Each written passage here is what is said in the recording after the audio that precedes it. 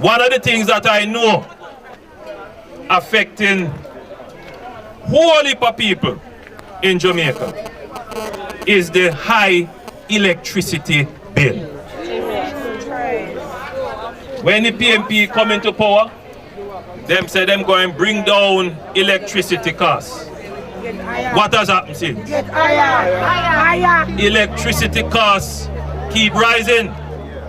They promise that by 2016 they would have made the JPS more efficient with more efficient plants.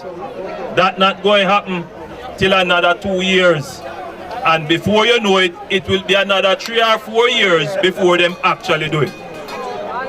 The Labour Party will make sure that we put in place more efficient electricity generating plants to bring down the cost of electricity to you.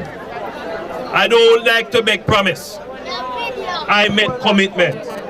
And under the Labour Party government, we are going to ensure that we bring to this country the big power plants. We are going to ensure that we bring to this country the big energy companies that can put the money in here to build the plants to give you cheaper and better electricity.